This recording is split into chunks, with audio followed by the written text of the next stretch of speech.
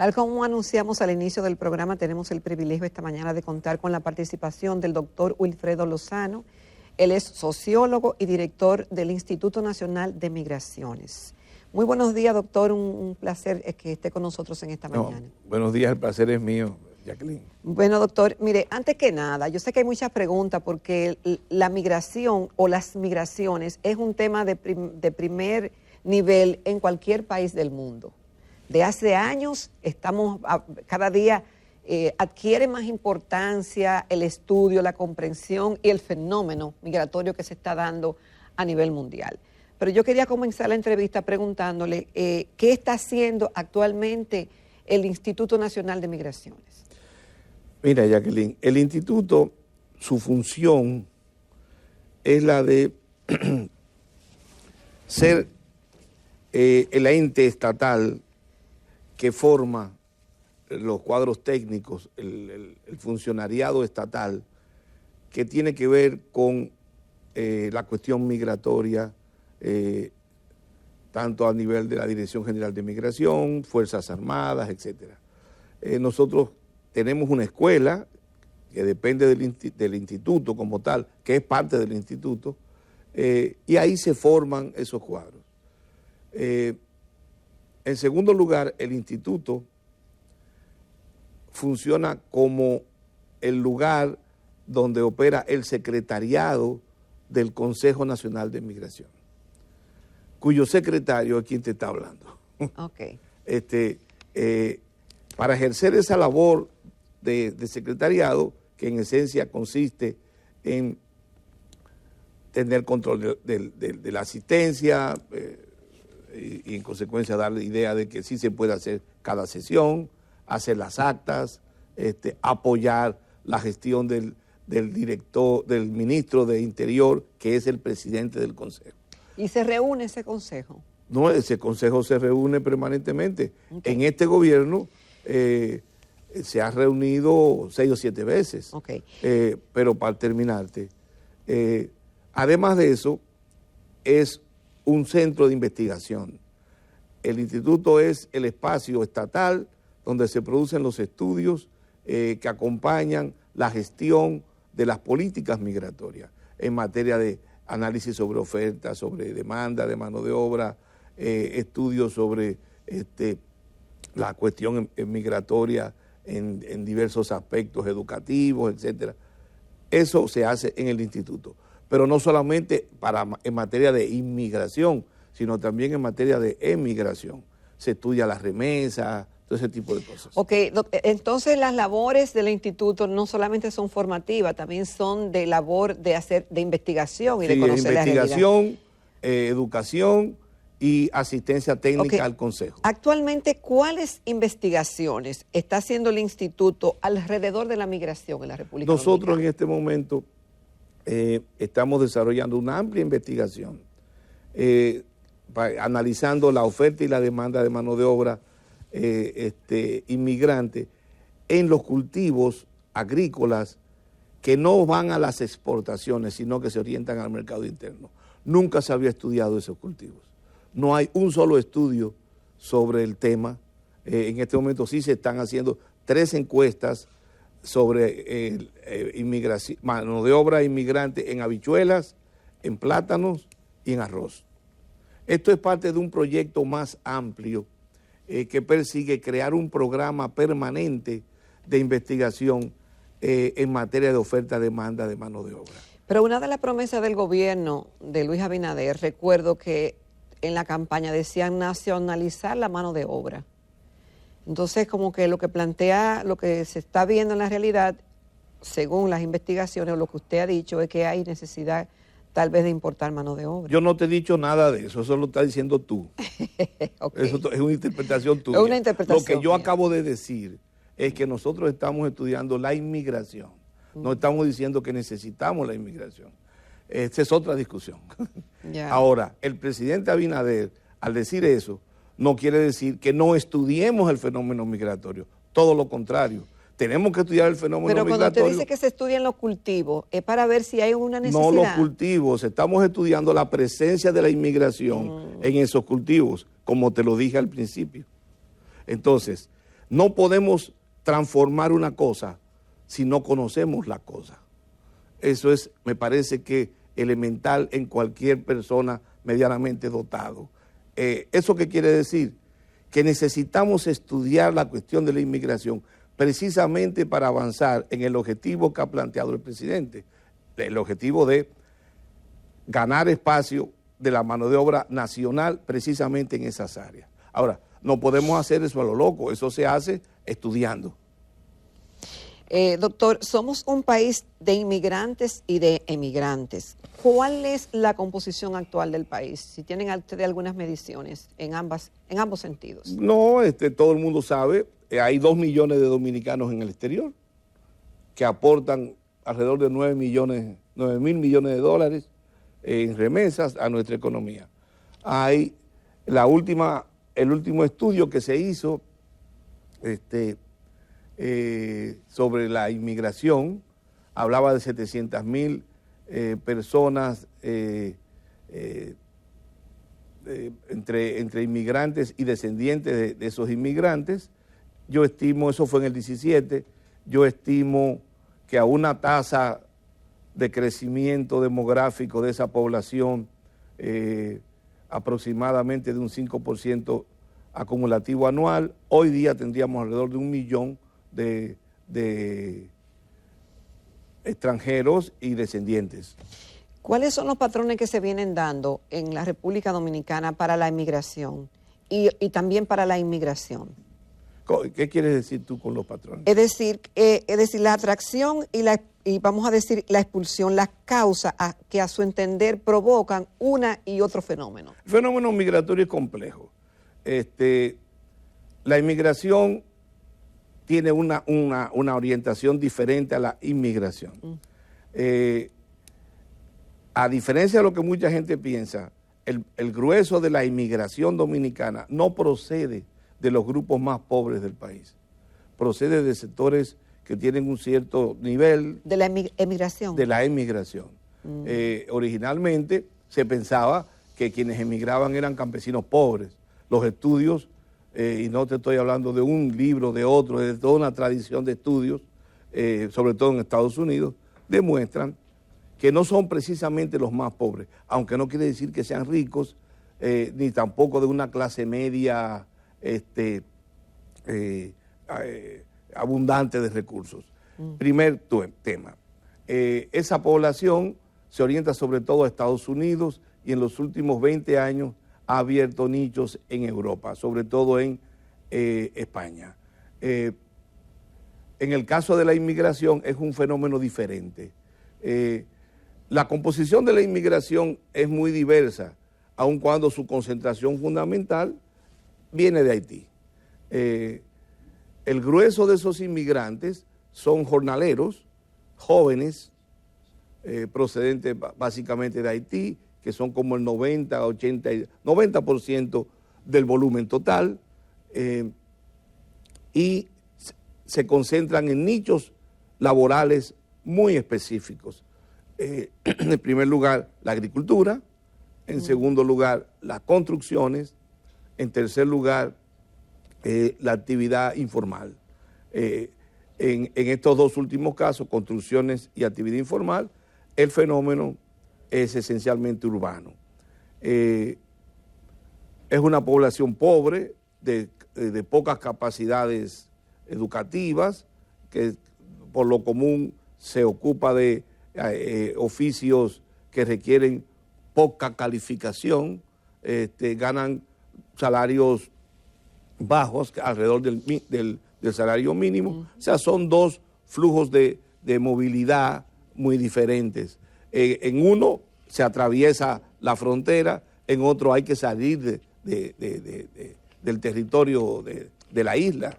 Entonces son dos cosas diferentes que atienden a fenómenos relativamente distintos, pero en ambos casos hay una búsqueda de mejoría, de bienestar, de ocupación, de empleo, y ese es el punto básico. En algunas áreas, usted hablaba de esas áreas, de la agricultura y demás, que pareciera, algunos interpretan que hay una escasez dominicana o que los dominicanos no quieren hacer ese trabajo y que pudiera hasta justificarse la importación. Bueno, no, hay una escasez de mano de obra dominicana. Eso es un hecho. Bueno, pero también se da esa misma escasez en otras áreas. Por ejemplo, en la educación en la República Dominicana, muchos colegios privados importan sus profesores. En la banca se da también que muchos ejecutivos de determinadas áreas, con la justificación de que en el país no hay profesionales de esa calificación, a veces los traen transitoriamente para entrenamiento, otros se quedan ya más permanente en el país, por mencionarle dos áreas, y del turismo también. Pero ¿a dónde quieres llegar con eso? Con ese planteamiento. No te entiendo. No entiendo el argumento. Bueno, porque como ustedes están estudiando los fenómenos migratorios y las necesidades que pudieran haber en algunos, usted mismo dice que hay escasez de mano de obra en algunas áreas, yo le digo que también hay escasez en esas áreas. Bueno, pues ese es otro problema. La realidad es, tú hablas con cualquier productor agrícola o tú hablas con cualquier empresario de las construcciones y te va a decir que tienen problemas para conseguir mano de obra dominicana. La explicación de eso es compleja y no se puede ser reduccionista en el estudio de ese problema difícil que afecta a todo el mercado de trabajo, pero sobre todo afecta al mercado de trabajo en actividades de poca exigencia de calificación, que es muy diferente al caso que tú estás planteando. Pero, y entonces, no, pero no he terminado pero el instituto, en cómo... No, pero yo te tengo que explicar el problema, porque yo soy profesor y yo soy académico. Entonces, cuando argumento algo, me gusta darte una explicación coherente y lógica. Hay una escasez real en la agricultura. Históricamente, eso ha venido resolviéndose, ocupando mano de obra extranjera, esos espacios donde no se consigue la mano de obra inmigrante. Se asemeja, si tú quieres, en algún aspecto, a lo que tú mismo has planteado. Ante la escasez de profesores... con determinada competencia. Vienen, ellos buscan trabajadores por otro lado.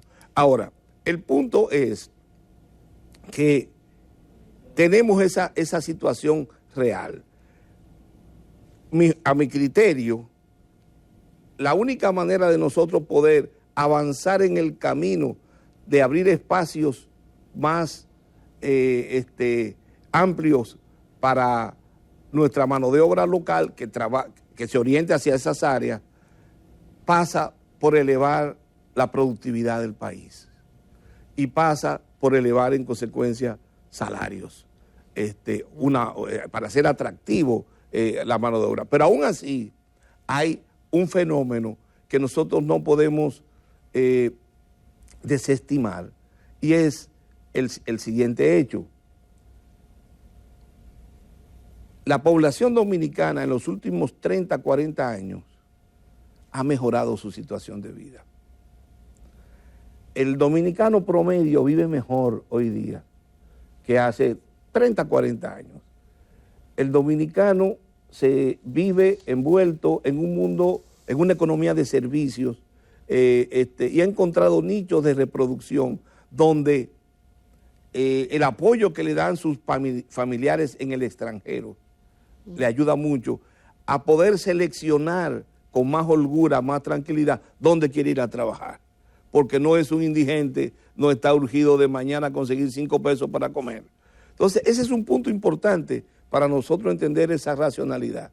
Si te pongo un caso hipotético, cualquier dominicano en el campo, hace 30 años, un joven dominicano hace 30 años, pobre, un minifundista, echadías, estaba obligado a ir a la cosecha en el tiempo de cosecha para poder conseguir el dinero que necesitaba para sobrevivir día a día. Hoy día, un joven dominicano que vive en áreas rurales recibe de un pariente algo de dinero y tiene el chance de comprarse una moto, poner un colmadito, etcétera. Tiene opciones más abiertas. Podemos hacer 2 lecturas de eso. La primera, que es la lectura rápida, a mi manera de ver, ligera, que mucha gente hace en este país. Que bueno, eso está alejando al dominicano de la agricultura. Bueno, está bien. Pero la otra lectura debe ser que el dominicano ha mejorado su nivel de vida. Ahora, la forma para resolver las consecuencias que esto produce en el sentido de la inmigración no tiene otra alternativa más que modernizar la agricultura. Ese es el punto. Tenemos el Estado y nuestros productores tienen que entender eso y avanzar en el camino de la modernización. Eso no tiene otra alternativa.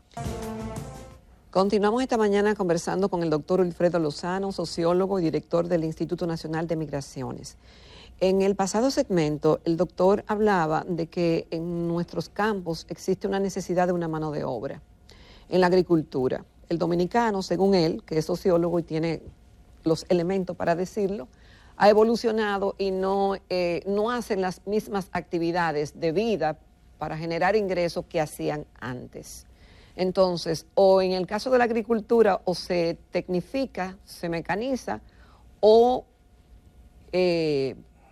no sé, o se paga más salario y que sea atractivo para que muchos dominicanos vayan al campo, o se reconoce la necesidad de la importación de esa mano de obra que procede de Haití.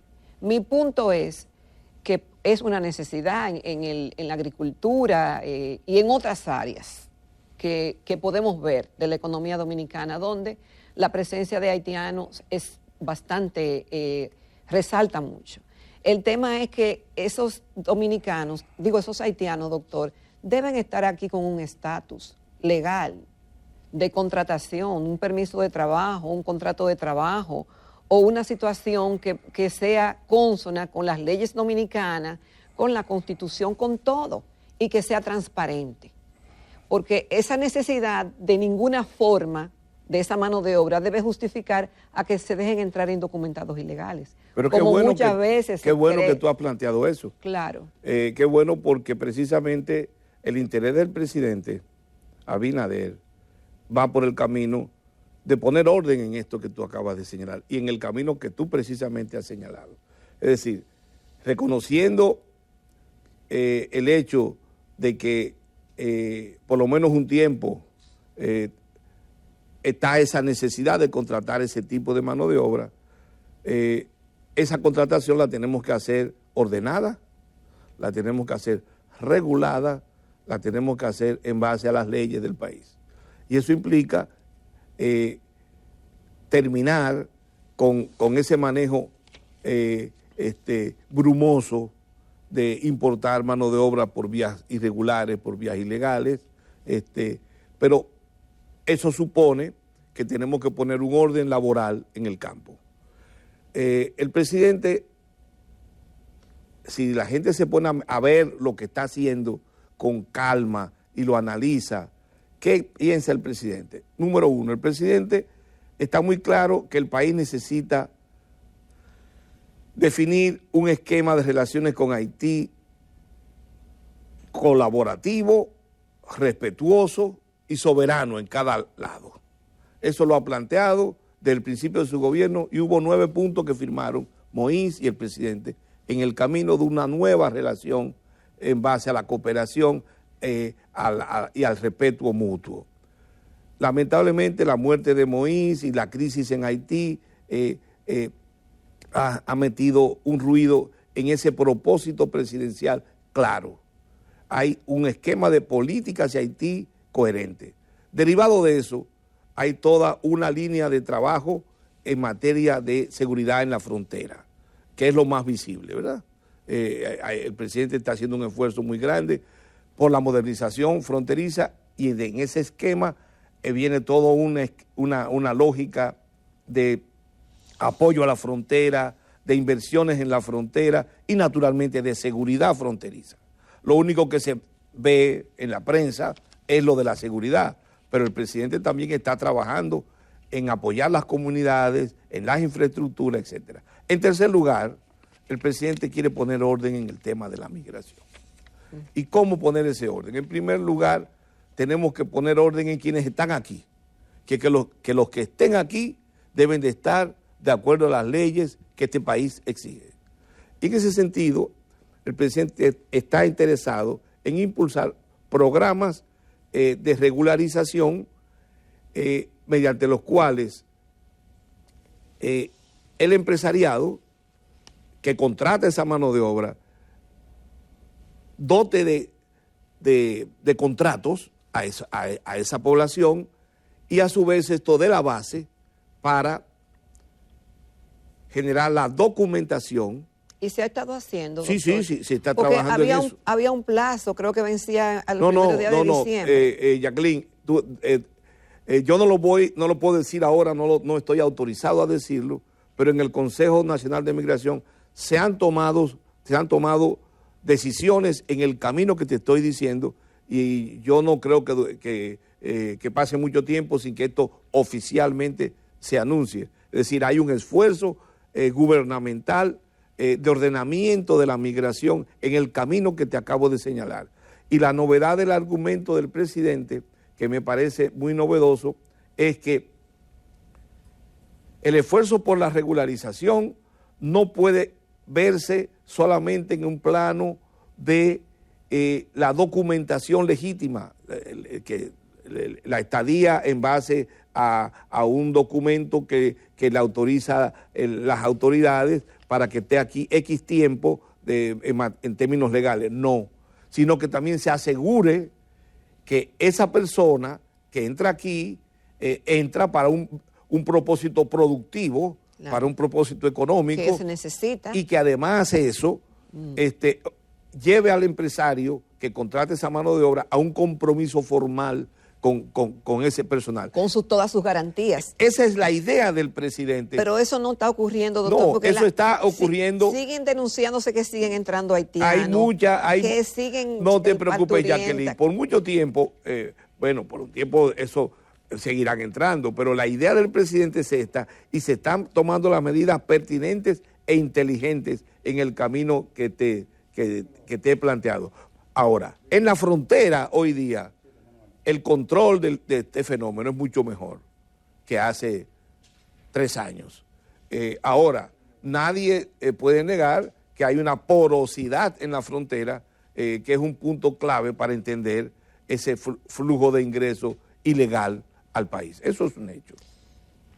Doctor, hace unos días se anunció la entrega de unos carnets a los haitianos que venían a hacer comercio a los mercados y que no tenían intenciones de quedarse. No sé cómo las autoridades determinarán los que sí tienen intenciones de quedarse y los que no.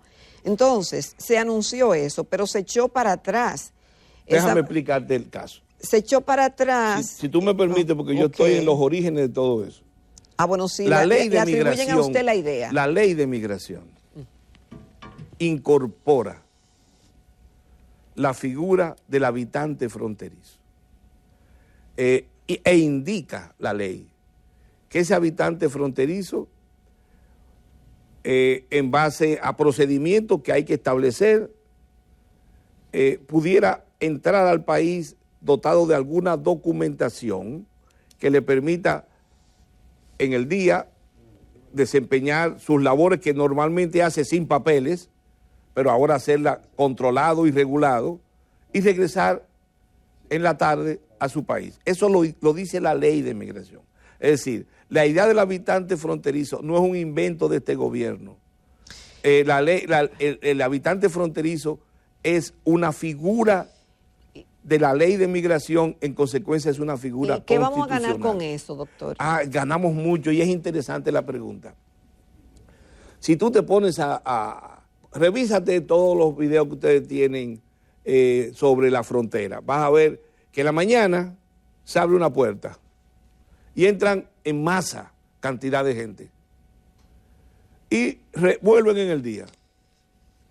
Es mejor tener con un documento a esa gente que viene a comerciar, porque son comerciantes pequeños que entran y regresan y se vuelven en los poblados fronterizos. Es mejor tener esas personas documentadas, es mejor tener esas personas registradas que no tener ningún documento, que no tener ningún control, ningún registro. En ese sentido, la figura del habitante fronterizo es una figura que ayuda a la modernización, que ayuda a la regulación de los flujos, pero no debe identificarse esto con el trabajo ni los procesos propiamente migratorios. Son dos cosas distintas. Mucha gente malintencionada ha querido verlo así. Es así que ayer, en un periódico de amplia circulación, salió una nota risible. Bueno, en parte. No, pero te voy a explicar por qué es risible. Ahí dice que es el 27 de este mes, o sea, el Día de la Independencia, que se iba a entregar los carnets. Extrañamente, el mes pasado se iba a inaugurar la figura del habitante fronterizo entregando los primeros 50 carnets. Eso se echó para atrás y eso, el día que estaba planeado para hacer esa entrega era el día 27 de enero. Sí, en consecuencia, 27 y eso ahí de enero. Lo que está diciendo es agarrando la nota anterior, que era 27 de enero, y poniéndola para el 27 de febrero con toda la mala leche del mundo. Ahora, doctor, en el momento que estamos viviendo de la migración, ¿usted piensa que comenzar por ahí, que dicho sea de paso, se tuvo que echar para atrás la medida, es lo más importante? Mira, ya eso es otra discusión. Pudiera ser que habría que estudiar un poco más calmado el asunto, pero lo que te estoy defendiendo es, número uno, la funcionalidad de la medida. No es una medida descabellada, no es una medida arbitraria y no es una medida desconectada de la ley. Todo lo contrario, es una medida que exige la ley, que es distinto. Ahora, yo no te niego que quizás haya que pensar con más calma para implementar la figura del habitante fronterizo. Pero de que el habitante fronterizo es una figura moderna, es una figura que ayuda a poner las cosas en orden en la frontera, a mí no me cabe duda. El Instituto Duartiano, por ejemplo, se opone, y mucha gente se opone a que se entreguen esos carnets. Ese es un problema distinto. Yo diría que la directiva del Instituto Duartiano debiera conversar con las autoridades correspondientes, tener un diálogo y edificarse del asunto, y luego emitir sus opiniones. Doctor, estamos viviendo en una época de globalización y la emigración es... emigración. Es decir, o la migración en sentido general es mundial y es un hecho que los países enfrentan, muchos con muros, otros con leyes muy rigurosas, porque no que se cierren, pero sí debe ser ordenado. ¿Cómo sería eso en la República Dominicana? Porque no es que nos cerremos a que vengan ciudadanos de otros países a vivir aquí, los que tengan el mérito, en condiciones de trabajo, los que tengan el mérito, su documentación, la necesidad que hay en el país de que vengan, de que habría que importar esa mano de obra porque aquí no existe. Yo te reitero, evidentemente hay dos medidas básicas que este gobierno ha venido tomando. En primer lugar, la situación de los venezolanos, que por diversos factores evolucionaron de haber entrado con pasaporte y sus visas formales, porque no se podían ir, terminaron con pasaportes vencidos y con visas vencidas. Así es. Se le dio una solución institucional a eso y creo que es un mérito del presidente, y me consta que es un mérito del presidente porque tuvo un interés muy firme en que a esto se le diera una solución solidaria, y eso se resolvió. Y en ese mismo sentido, el presidente está interesado en que quienes estén aquí como jornaleros agrícolas, como trabajadores manuales, todo el extranjero que esté aquí debe de estar dotado de documentos legítimos y debe de estar aquí porque el Estado le autorizó. Porque, doctor, nada más se habla de los haitianos, pero déjeme, y son los más. Pero hay cantidad de gente pero que hay entra, cantidad, como tú tienes espérese, razón. aquí hay uruguayos, aquí hay peruanos, Sí. aquí hay mexicanos, aquí hay canadienses, y de cualquier otra nacionalidad del mundo, que por el hecho de no ser haitiano, a eso no se le menciona ni siquiera. Pero tú tienes toda la razón del mundo, Jacqueline, y eso también tiene que ser sometido a un orden. Eso es claro. Pero no solo esto, nosotros tenemos que prestarle mayor atención a nuestros emigrados. Esos 8 mil millones de dólares que ellos envían son un indicador claro, fehaciente de la importancia que para nosotros tiene. Y este gobierno, como tú sabes, ha venido dándole una gran importancia precisamente a su diáspora. Eso es verdad. Doctor, mire, dice un amigo televidente que le pregunte que en un minuto del caso de Baní, que se fueron por Chiapas, donde murieron 11 dominicanos, ahora se está usando las Bahamas, Guatemala. ¿Por qué ocurre eso? Y me preguntan, tanto dinero involucrado. Así es. Es que el fenómeno migratorio en esta fase de la globalización, en ese componente ilegal, estamos viendo no solo millones de dólares que se mueven, sino que también hay mafias internacionales que se han vinculado al asunto. Por ejemplo, en la selva del Darién, en Panamá, con Costa Rica, hay involucradas mafias que tienen que ver con el narco.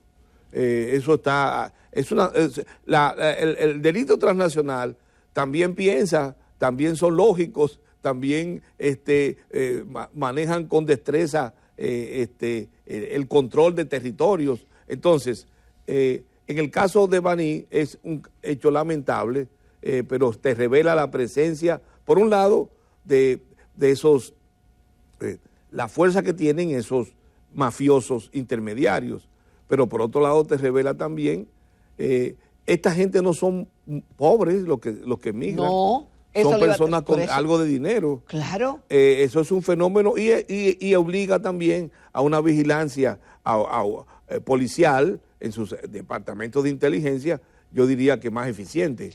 Doctor, mire, ya, si me regala un minuto, el director, un minuto, ¿me puede regalar?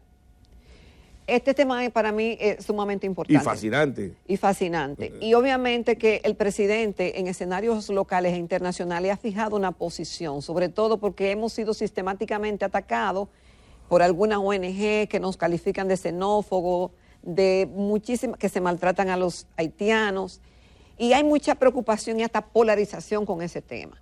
Pero en el tema migratorio, que yo incluyo los de otras nacionalidades. Totalmente de acuerdo. Es decir, están los empresarios, están los militares, están los funcionarios de gobierno. Funcionarios de gobierno. La burocracia media. La burocracia, como cónsono con lo que hay que hacer para que tengamos mayor orden migratorio. Tú tienes toda la razón. Pero te voy a decir algo. En el instituto hemos venido trabajando en diálogos permanentes con esos actores, precisamente en estos programas de investigación que tenemos. Del lado de los órganos de gobierno, ha habido también espacios de diálogo, sobre todo por la vía del Ministerio de Interior, precisamente con esos actores. Las propias Fuerzas Armadas, con ellas se han tenido espacios de discusión importantes en esto. Es decir, yo creo que hay una disposición a trillar el camino que tú planteas, de tomar en serio, tomar el toro por los cuernos, y por fin poner orden en este asunto. Bueno, muchísimas gracias, doctor, por su participación. Nada más oportuno que usted esté aquí en el día de hoy, porque el tema de migratorio es un tema que nos compete a todos, porque hay que estudiar lo que quieren venir aquí, ¿verdad? Y si es legal o cómo reglamentar eso, pero también los que ya no están con nosotros, que se fueron a otro país, que también hay que darle un seguimiento. Y no estamos hablando solamente de haitianos, dicho sea de paso, señores, aquí conviven muchos ciudadanos con nosotros de muchísimas nacionalidades y que también tienen que caer bajo un régimen de regulación. Gracias, doctor. Vamos a una pausa comercial para retornar con la recta final del programa.